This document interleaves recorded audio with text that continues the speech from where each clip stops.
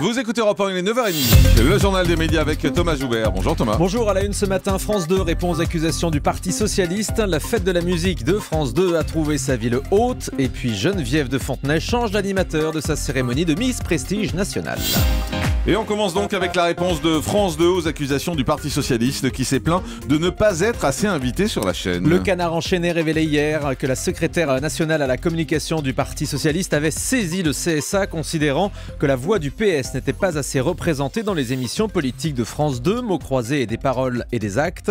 Le directeur de l'information de France Télé, Thierry Tuillier, a répondu dans un communiqué. Il précise que France 2 veille au pluralisme et à l'équilibre entre les partis, que le CSA n'a constaté aucun déséquilibre en défaveur du Parti Socialiste.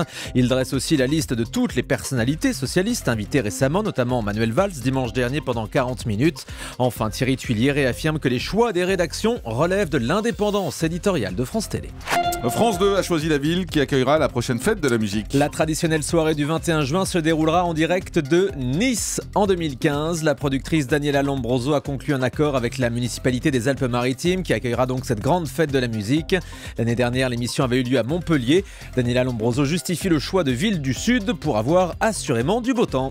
Et puis la cérémonie des Césars cherche toujours un présentateur. Je rappelle que le comédien Laurent Lafitte a finalement décliné la proposition. Cette semaine, Guillaume Gallienne expliquait que ça ne lui disait pas. En revanche, l'acteur belge Stéphane de Groot, ancien chroniqueur de Canal+, a clairement fait acte de candidature. C'était hier sur Europe 1 au micro de Marion Ruggieri.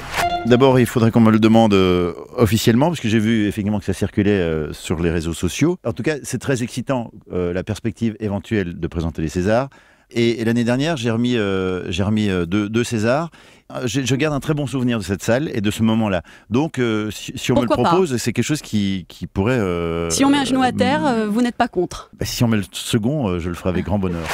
Une intervention de démineurs hier à TF1 en raison d'une lettre suspecte. Le Parisien raconte qu'un journaliste de TF1 s'est inquiété de recevoir une enveloppe épaisse d'un format peu habituel. Ne voulant prendre aucun risque face à un possible colis suspect, TF1 a donc alerté la police qui a envoyé une équipe de démineurs au siège de la chaîne à Boulogne-Billancourt.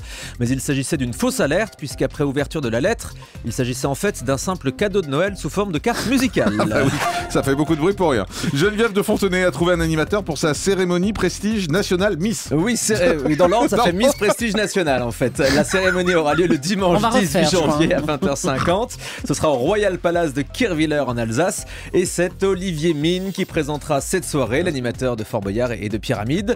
Il succède à Bernard Montiel. La cérémonie de Miss Prestige Nationale aura droit cette année à une diffusion à la télé sur CanalSat sur Non-Stop People. Et puis toujours à propos des Miss, le clin d'œil de Jean-Pierre Foucault à Miss Provence qui a perdu ses moyens samedi dernier pendant la cérémonie. La jeune femme Anne-Laure Fourmont s'est emmêlé les pinceaux au moment de sa prise de parole. Dans Var Matin, elle a expliqué avoir bugué à cause de Jean-Pierre Foucault. À ce stade de la compétition, l'animateur devait simplement demander aux Miss de se présenter, mais il a posé une question prévue lorsque les Miss ne sont plus que 5. Cette question, c'est pourquoi voulez-vous devenir Miss France? Heureusement qu'il n'aura pas demandé l'heure, elle se serait évanouie. C'est un peu ça. Non, ça c'est à moi qu'on le demande.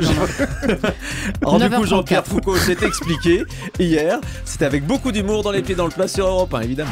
J'ai posé une question, c'est vrai, un peu compliquée de ce soir de l'élection Miss France. Pourquoi voulez-vous devenir Miss France? Je reconnais, j'aurais pas dû poser ce genre de questions difficiles. Et ça fait 20 ans que je pose, vous me connaissez, la même question, c'est mon fonds de commerce. C'est vrai, c'est ça. Non, mais je reconnais que la question était sèche, brutale, inattendue. Un groupe français boycotte les victoires de la musique. Le groupe branché Fauve a refusé de figurer dans la liste des nommés aux prochaines victoires de la musique. Il faisait pourtant partie des révélations de l'année. Mais le quotidien Metro News explique que le groupe veut éviter toute récompense et rester dans l'ombre. Ils n'ont jamais fait aucune prestation à la télé. Avant eux, Mylène Farmer, Jean-Jacques Goldman ou encore les Daft Punk ont refusé de concourir aussi aux victoires de la musique. C'est pas le même niveau. Une édition spéciale de la Grande Librairie ce soir à 20h45 sur France 2. Une édition spéciale à l'occasion des 20 ans de France 5. François Bunel dévoilera France 5. France 5, oui. Ils dévoileront ce soir donc les 20 livres qui ont changé votre vie. Une liste composée des ouvrages les plus cités par les Français. De nombreux invités seront présents sur le plateau comme Amélie Nothomb, Jean Telet, Jean Dormesson ou encore Éric Orsena. Et puis le célèbre animateur américain David Letterman, que j'adore, prendra sa retraite en mai prochain. Le 20 mai prochain, précisément, Jean-Marc, il présentera son dernier Late Show sur la chaîne CBS. David Letterman, c'est une institution aux États-Unis avec 32 ans de longévité aux manettes de ces fameux talk shows du soir. Il sera remplacé par l'humoriste Stephen Colbert. On termine avec le chiffre du jour. 558 518, c'est très exactement le nombre de livres vendus par Valérie Trierweiler, selon les chiffres publiés ce matin dans le Parisien. Des ventes qui devraient donc lui rapporter 2 millions d'euros. Cette fois, on parle d'une barre de 2 millions d'euros franchie, et ce sans compter l'édition de poche qui sera publiée avant l'été. L'éditeur annonce que cette édition comportera 5 à 20 pages supplémentaires dans lesquelles Valérie Trierweiler racontera comment elle a vécu la sortie du livre. Voilà, on en reparle tout à l'heure, puisqu'on parlera de complément d'enquête ce soir qui est consacré en particulier à Valérie Trierweiler avec ce documentaire Le règne des impudiques.